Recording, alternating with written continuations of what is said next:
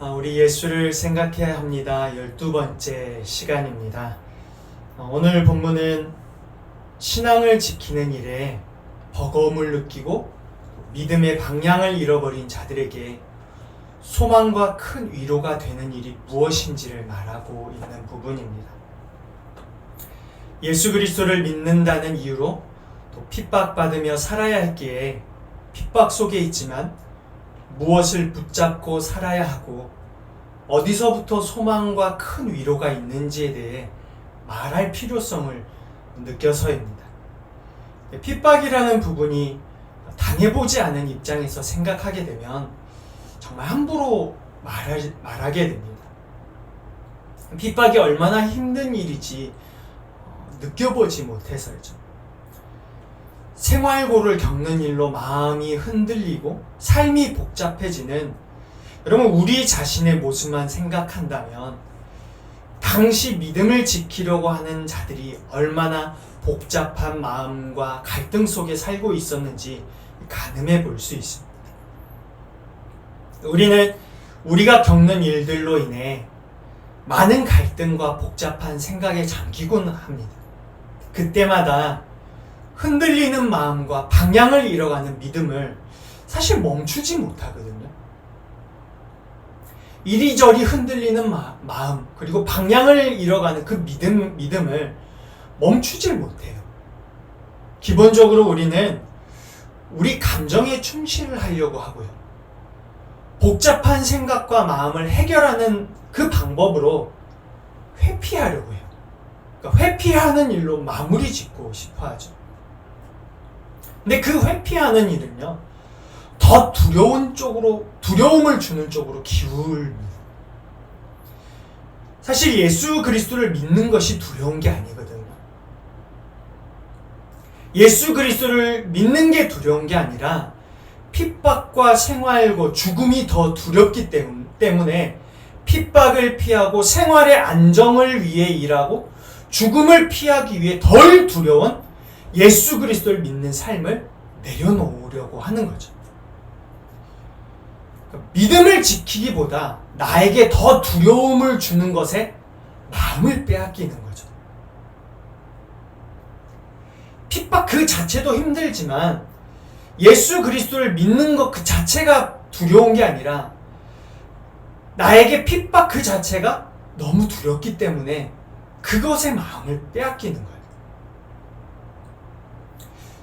우리는 죽을 것 같은 두려움에 마음을 빼앗기거든요. 정말 죽을 것 같은 두려움이 엄습하면 어찌할 바를 몰라 합니다. 믿음이 있는 척 이야기를 하지만 사실 우리 마음이 죽을 것 같은 두려움 쪽으로 기우는 일이 있다는 건 사실입니다.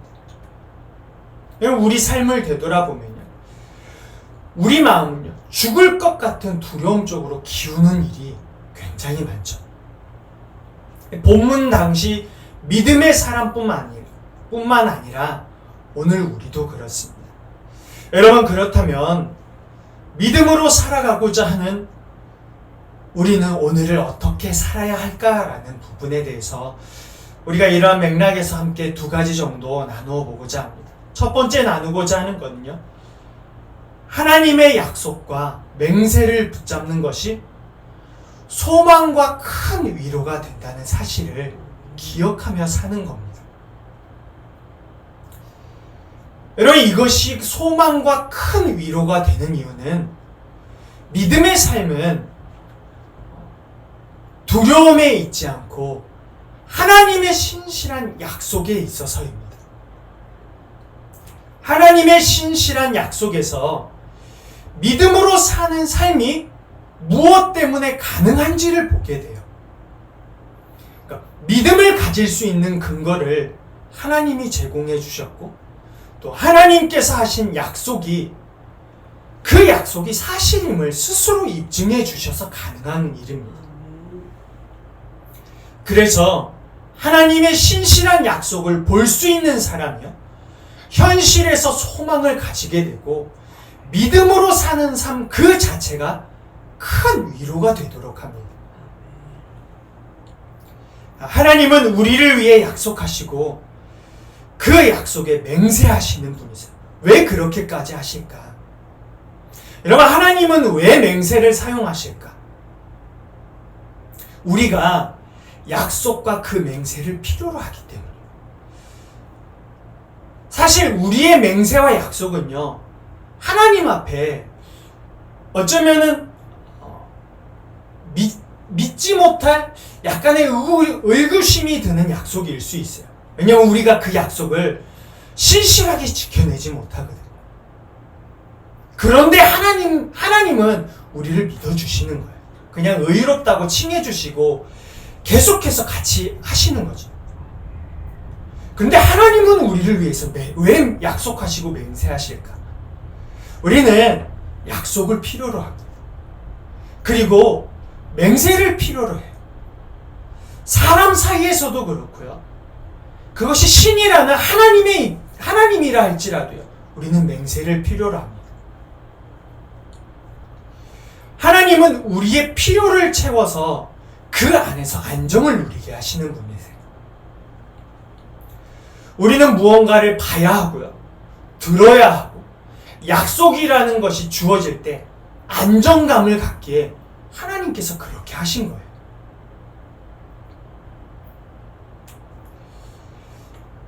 약속하고 맹세하는 일은 기본적으로 자신의 말의 진실성을 말하기 위해서 하거든요. 말을 믿지 못하는 자들을 설득하기 위해서 하는 행동이에요. 믿음이 없는 자, 어떤 나의 주장에 대해서 이것이 정말 진실하다는 것을 강하게 말하기 위해서도 사용되기도 해요. 맹세할 때는 내가 아닌 나보다 윗사람이거나 귀중한 물건을 걸고 하는 경우들이 대부분입니다. 윗사람의 이름을 걸고 맹세하는 경우는 그 사람의 명예가 걸려있기에 지키지 않으면 그 사람의 이름을 더럽히는 경우가 되고요. 귀한 물건을 걸고 맹세하는 경우는 지키지 못했을 경우는 물건을 줘야 하죠. 근데 어떤 경우든 자신의 맹세가 힘이 있음을 알리는 거예요. 본문 13절에서 14절의 말씀은요. 창세기 22장 17절을 인용한 말씀입니다. 우리가 수요일날 아브라함의 창세기 말씀을 나누고 있는데요. 22장 17절 말씀을 보면 내가 내게 큰 복을 주고 내 씨가 크게 번성하여 하늘의 별과 같고 바닷가의 모래와 같게 하리니 내 씨가 그 대적의 성문을 차지하리라 라는 말씀입니다. 여러분, 이 말씀은 하나님께서 아브라함이 100세에 얻은 독자 이삭을 바치라는 명령에 아브라함이 모리아 땅 한 산에 하나님께서 명령하신 그 땅에 가서 바치려고 할 때 전에 하셨던 약속을요 급하게 되풀이 하세요. 내 독자 이삭에게 손대지 말라고 말씀하시면서 급하게 전에 했던 약속들을 되풀이 하세요. 되풀이된 약속은 조금 달랐습니다. 이전과 같은 내용이었지만 이번에는 하나님 자신을 걸고 맹세하세요. 100세에 얻은 아들이기에 너무 귀하였거든요. 그런 아들을 제물로 바치려고 했을 때 많은 생각이 오고 갔을 겁니다. 정말 내가 믿는 하나님이 맞을까? 하나님이 주셨는데 어떻게 다른 물건도 아니고 생명을 바치라고 할까? 라는 생각을 했을지도 모릅니다. 복잡한 생각 가운데 아들을 향해 칼을 빼어들었죠. 그때 하나님은 아브라함에게 더 이상 흔들리지 않아도 되는 믿음을 선물로 받습니다. 그러니까 더 이상 흔들리지 않아도 되는 믿음을 선물로 받습니다. 하나님이 스스로를 건 맹세 때문에 아브라함은 독자 이삭을 바치면서도 흔들렸을 수 있어요. 불안해했을 수도 있고 이 아들을 바친다는 것 그 자체가 슬프게 생각되었을 수도 있어요. 근데 그 모든 일을 뒤로 하고 하나님 앞에서 아들을 향해 칼을 빼어들었을 때 더 이상 흔들리지 않는 믿음을 선물로 받는 거예요. 왜죠? 하나님이 스스로를 걸고 맹세하셨기 때문에. 하나님은 이전에도 그렇게 약속하셨거든요. 동물을 둘로 갈라서 그 가운데로 불이 지나가게 하셨죠. 그 맹세가 어떤 맹세라고 함께 나누었죠. 그 맹세는, 이 약속은 지키지 않으면은 내가 이것과 같은 일이 내게 닥쳐야 된다고. 동물을 둘로 쪼개고 그 위에 불이 사른 것처럼 그런 일들이 내게 닥쳐야 된다는 약속이었죠. 굉장한 약속이었어요. 근데 이러한 것들을 통해 하나님의 계획, 약속이 변치 않음을 확인시켜 주셨어요. 그러니까 아브라함은 하나님을 통해서 이제 더 이상 흔들리지 않아도 된다는 믿음을 받은 거예요. 하나님의 약속을 믿고 칼을 빼어든 아브라함에게 더 이상 흔들리지 않는 믿음을 선물로 받았을 뿐 아니라 그 안에서, 약속 안에서 소망을 붙잡고 그것이 내 삶에 얼마나 큰 위로가 되는지를 하나님으로부터 확인받은 거예요. 그러니까 무엇보다 하나님의 맹세는 하나님의 결심을 돌이키지 않는다는 의지예요. 하나님의 의지죠. 하나님 스스로 맹세에 자신을 묶어버린 거죠. 하나님 스스로 맹세에 발을 묶으셨기에 지키지 않을 경우 하나님의 약속과 하나님 말씀과 하나님 자신이 믿을 수 없는 분이 되는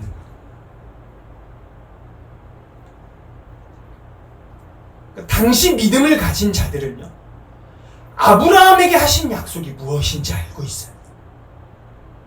그리고 그 약속이 하나님의 이름을 건 맹세가 거짓인지 사실인지를 지금 예수 그리스도를 믿으면서 실제로 보고 경험한 사람들입니다. 그러니까 하나님의 약속이 무엇인지도 알고 하나님의 말씀인 그 약속이 얼마나 사실인지를 이미 알고 있는 거예요. 하나님이 아브라함에게 하신 일방적인 약속과 하나님의 맹세가 지금까지 이루어지고 있음을 보고 있었던 거예요. 근데 그 결정적인 것이 예수 그리스도죠. 여러분, 사실 우리는 믿는 게 두려운 게 아니라 믿는 것보다 더 큰 두려움의 마음을 빼앗긴 자들에게 하나님의 약속과 맹세가 이루어졌음을 생각하고 있다는 것을 볼 수 있어야 돼요. 그러니까 믿는 게 두려운 게 아니에요. 믿는 것보다 더 큰 두려움에 마음을 빼앗겨서 하나님의 약속과 맹세가 이루어졌다는 것, 그것을 생각하지 못하고 그것을 보지 못하고 생활하는 그런 자들에게 하시는 말씀이에요. 여러분, 그 두려움을 이길 수 있는 방법이라고는요, 사실을 보는 것밖에 없어요. 내 피부로 느껴지는 현실에서 하나님의 약속이 이루어진 사실을 봐야 되는 거예요. 하나님의 약속을 이루어 가셨고 하나님이 오늘 내 삶의 그 현실을 만들어 놓으셨을 때 하나님의 현실 속으로 들어가야 되는 거예요. 그래야 현실적 두려움에서 벗어나서 하나님을 보게 되는 거죠.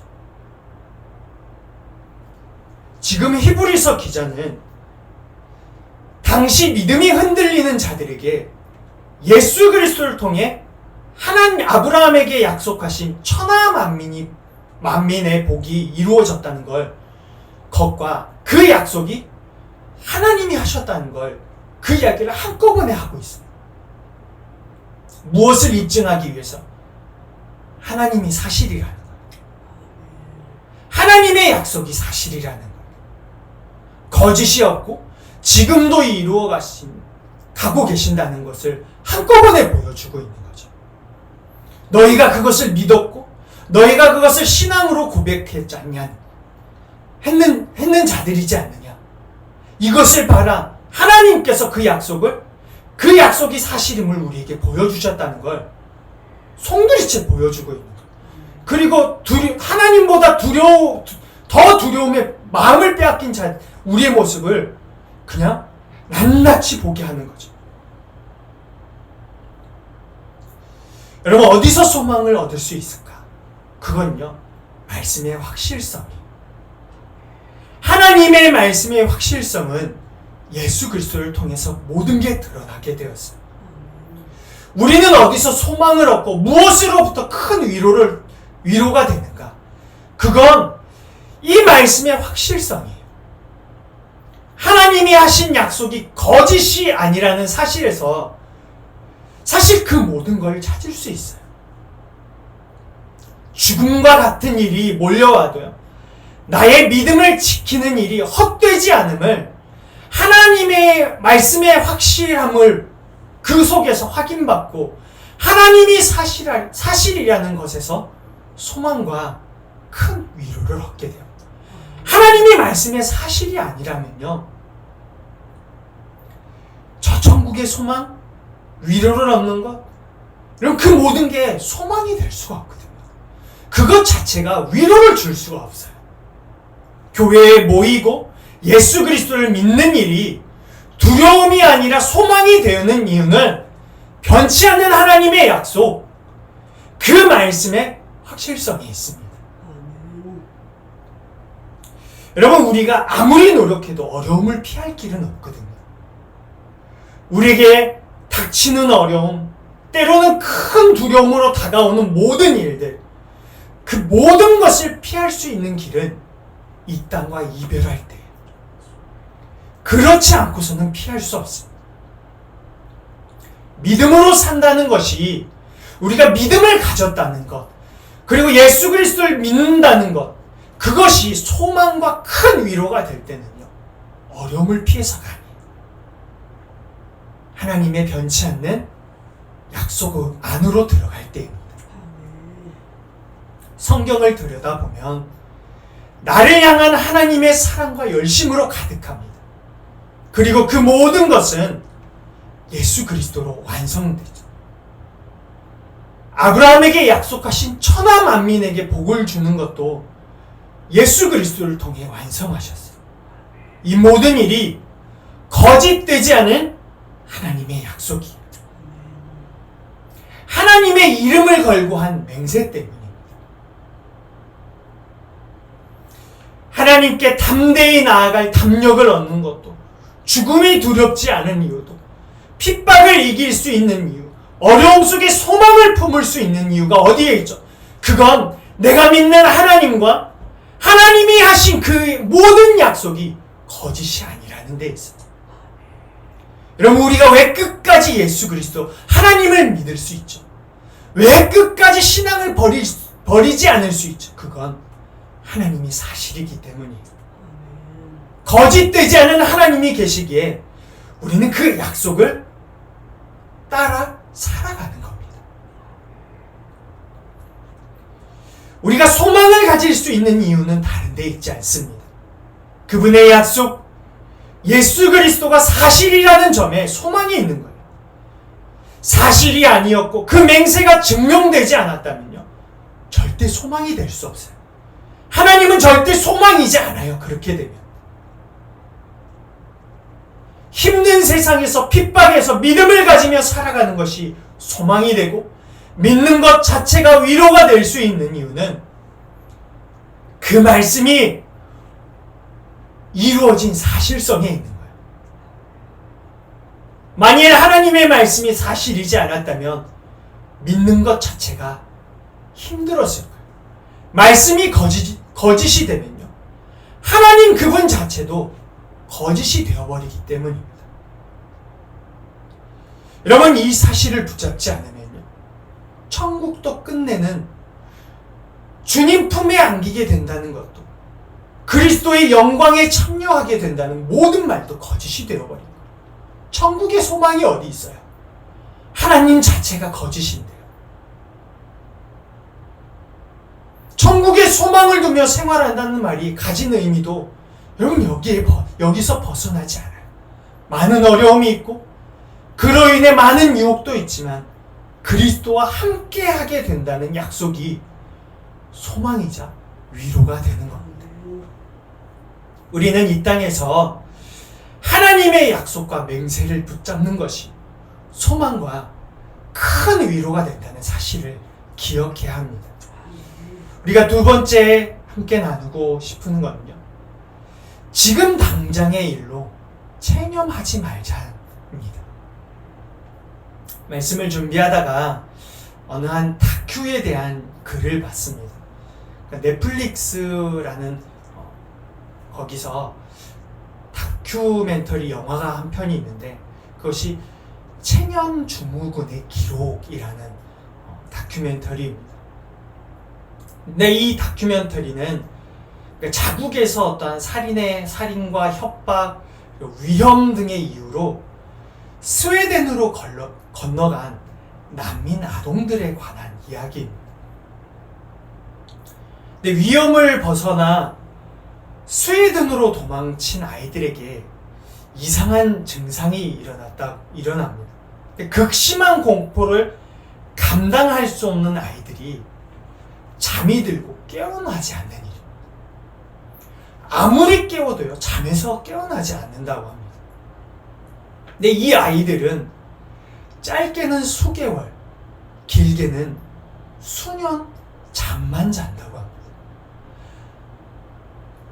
아무리 깨워도 잠에서 깨어나지 않으니까 부모는 휠체어에 태워 아이들을 바깥으로 함께 나아가고 씻기고 모든 것을 혼자 감당한다고 하죠.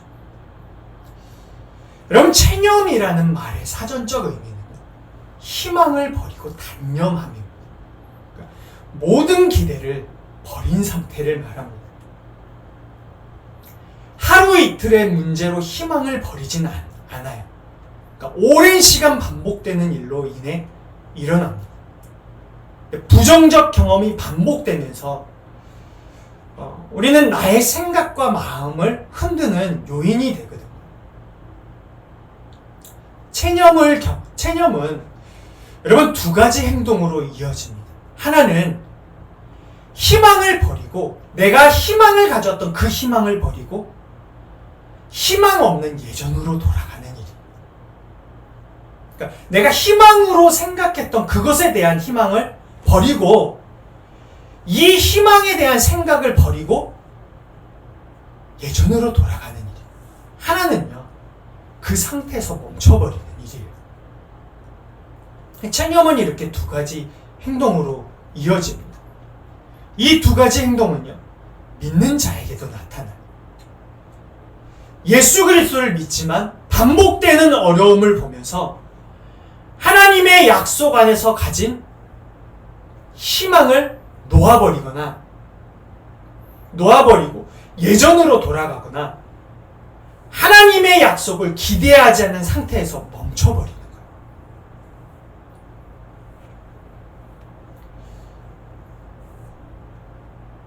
히브리서 기자는 반복되는 어려움으로 힘겨운 시간을 보내는 당시 예수 그리스도를 믿는 자들에게 그럼 아브라함의 오래 참음에 대해서 이야기를 하고 있습니다.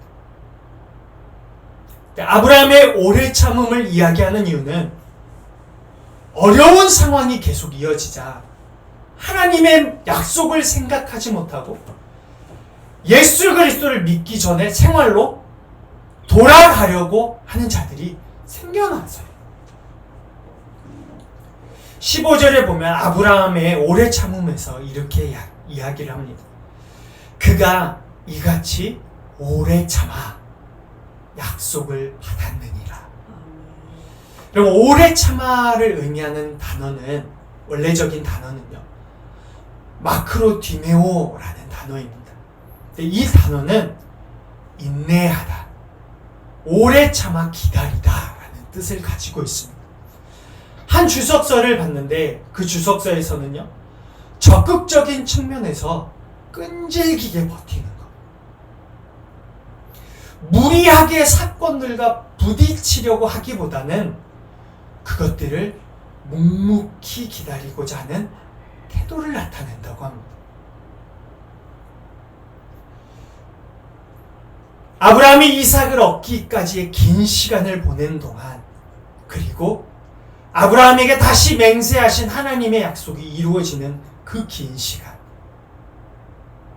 그 긴 시간을 보낸 동안 체념하지 않고 오래 참을 수 있는 이유는요, 자녀를 얻지 못한 현재를 생각하지 않고 약속이 전부가 이루어지지 않은 오늘을 생각하지 않고 하나님의 약속에 초점을 두어서요. 아브라함은 체념하는 것 대신 하나님이 약속하신 대로 이루신다는 걸요, 믿었어요. 아브라함이 오래 참음으로 묵묵히 기다리고자 하는 태도를 취하지 않고 체념해 버렸다면, 그럼 아브라함 역시 예전의 생활로 돌아가거나 더 이상 하나님을 기대하지 않는 모습에 멈춰버렸을 거예요. 우리가 잘못하는 부분이 있다면 그 중에 하나는 오래 참는 일이에요. 내가 원하는 대로 원하는 때에 이루어지지 않은 그 시간을요, 견디지 못해요. 일이 이루어지지 않으면요, 불안해하고 초조해하죠. 사실 우리가 그렇거든요. 그리고 내가 원한 결과가 보이지 않는 그 시간이 길어지면 길어질수록요, 무기력해져요. 그리고 무기력해지다 말 하다가 체념해버리죠. 여러분, 우리의 신앙의 주소가 어디 있죠? 우리의 신앙이 당시의 사람들과 다르지 않습니다. 초조해지고 불안해하다가 시간이 길어지면요, 무기력해져요. 그리고 체념해요. 우리가 기대했던 하나님의 약속에 대해서 기대하지 않고 체념으로 이루어지면은 하나님에 대한 소망을요, 버려버려요. 희망을 버려요. 그리고 또 다른 행동으로는요, 이제는 더 이상 기대하지 않는 상태에서 머물러 버리는 거예요.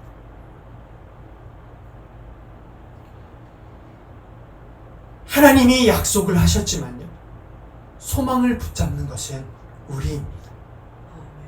아무리 확실한 것이라도 붙잡지 않으면요, 확실하지 않은 것이 되어버려요. 우리에게 필요한 행동은 나와 나의 기대와는 다른 오늘, 그 오늘의 반복을 보는 게 아니에요. 예수 그리스도를 통해 확증해 주신 약속, 그 약속을 지금도 이루어 가고 계시는 하나님을 보는 거예요. 묵묵히 기다리고자 하는 태도로 하나님을 보는 거죠. 여러분, 우리에게 체념하지 않고 묵묵히 기다리고자 하는 그 태도가 있습니까? 하나님은 결코 변치 않으실 것을 확신하고 있습니까? 우리가 생각해야 하는 부분은 이런 부분이에요.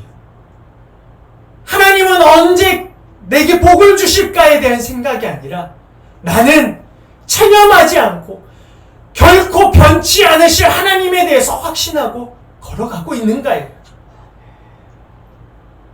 하나님의 약속보다 반복되는 상황에 대한 믿음이 더 커버린 건 아닌지 우리의 삶을 되돌아보는 거죠. 배가 항구에서 고정되어 떠내려가지 않는 이유가 닫혀 있는 것처럼, 우리가 체념하지 않고 믿음을 이어갈 수 있는 이유는요, 하나님의 약속대로 여전히 일하시기 때문이에요. 이것이 소망이죠. 그러니 우리가 해야 할 일은요, 지금 당장의 일로 체념하지 않는 일입니다. 여러분, 우리의 믿음의 삶이 체념이 아닌 약속을 이루어 가시는 하나님을 묵묵히 기다릴 수 있는 삶이 되길 축복합니다.